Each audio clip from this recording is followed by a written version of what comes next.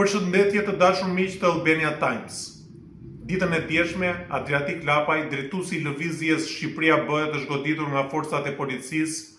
të cilët kanë shkuar dhe kanë çmontuar me dhunë tënda të cilat i ka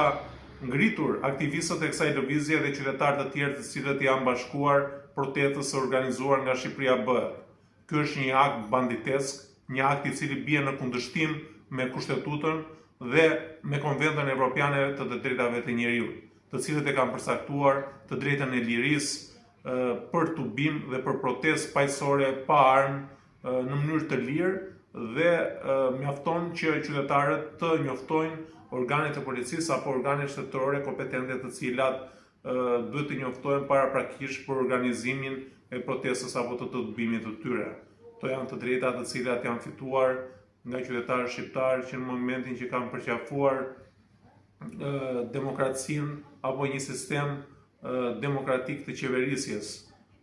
Ka ikur koha ku qytetarët shqiptarë nuk kishin të drejtë proteste dhe të drejtë mendimi apo tubimi. Kjo është një e drejtë e cila është garantuar jo vetëm nga e drejta pra nga Konventa Evropiane që është detyruese për aktet ligjore apo nënligjore të Shqipërisë, por e kemi të sankcionuar dhe në Kushtetutën e Republikës së Shqipërisë. Të gjithë ata punonjës policie të cilët zbatojnë urdhra të palishëm, veprojnë apo mos veprojnë në kundërshtim me ligjin, do të mbajnë përgjegjësi penale dhe për këtë organi i akuzës duhet të hetojë këtë çështje e cila cënon rënd të drejtat kushtetuese të qytetarëve shqiptar. Përgjegjësia penale është që tek shpërdorimi i detyrës apo zbatimi i urdhrave të palishëm, të cilat ka një marrë dënimi në maksimum deri në 7 vite dhe punonjësit e policisë duhet që mos bëhen palë me ata të cilët urdhrojnë veprime të palishme.